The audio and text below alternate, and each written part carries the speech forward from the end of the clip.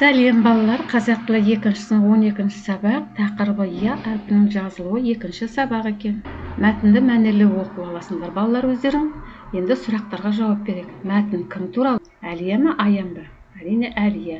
Мәтіндегі негізгі ойды табайық. Мәтін Әлия туралы. Мәтінде Әлияның зағы, яғни көзі көрмейтін қарт кісіге көмектесіп, жол көрсетіп келе жатқан ісі сипатталған. Аян оның осы әрекеттің сырттай сүйсінеді. Мәтіндегі негізгі ой Әлияның көрші атаға көмектесу арқылы оқушыларды үлкенді сыйлауға, құрмет көрсетуге, қарттарға қамқор болуға және көмекке мұқтаж жандарға қол ұшын созуға шақырады. Әлия дегенде И мен А, Аян дегенде И мен А естіледі екен. Әлия неліктен қарт кісінің қолына ұстап келеді деген сұрақ қойсақ, мәтін бойынша Әлияның ісі нағыз үлгі боларлық әрекет және жанашырлық сезімі деген үлгі болады. Яғни бізде үлкенге құрмет көрсету. 48-ші атты оқыған мәтін мазмұнына сәйкес келетін мақалды тауып жатқа жазды. Мәтін мазмұнына сай келетін әдепті бала, арлы бала. Дыбыс саны мен әріп саны бірдей емес сөздер бар. Мақал, ақылды қария, ағып жатқан дария. Қария сөзінде 4 әріп, 5 дыбыс бар. Я әрпінің орнына қысқа И мен А. Екінші, дария сөзінде 5 әріп, 6 дыбыс бар. Я әрпінің орнына 2 дыбыс И мен А тұр. Мына ережені балалар естеріңізге сақтаңдар. 49-ші жаттығу берілген тірек сөздер пайдаланып мәтін құрастыр. Әдепті қыз, қария, сая, ұят, үлкен кісі сыйлайды. Әдепті сая деп қойдық біз мәтіннің атын. Сая өте әдепті. Ол әрқашан үлкен кісіні құрметтейді және сыйлайды. Бірде сая саябақта келе жатып жалғыз отырған қарияны көрді.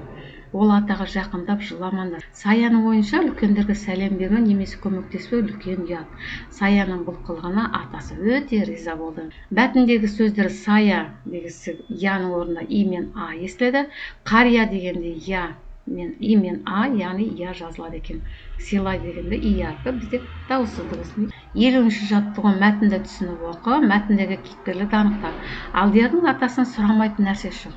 Ата осы ертегіде айтылатын желмая дегенді не? Балам, желмая жүйріктің жүйрі ғой. Мына біздің жалғыз өркеші нар түйені көрдің бе? Оны қазақ мая деп атайды. Осылардың ішінде желді езген жүйріктерін желмая дейді екен. Мәтіндегі Я әрпі бар сөздер Алдиярдың, желмая және май. Я әрпі жазылғанмен естіледі қысқа И мен А екен. Мәтін не туралы? Мәтін атасы мен немересі Алдияр қазақ мәдениетіндегі түйе малына қатысты атаулар түсіндіріп, желмаяның ерекше жүйрік түйе екен айтқаны туралы екен. Мәтіндегі кейіпкерлер бізде Алдияр, яғни зерек бала, атасы, немересінің білгенін үйретуші қария. Мая дегенде жалғыз өркешті түйе, желмая аңыз ертегілерде, мысалы Қорқыт ата туралы аңызда кездесетін желмен жарысқан өте жүйрік мықты түйе. Бүгінгі сабақта не білдік? Бүгінгі біз әдептілік туралы айттық, тіпті қазақтың аңызға айналған желмаясы туралы да білдік, және Я әрпінің жазылуы мен айтылуын білдік. Сабақ аяқталды.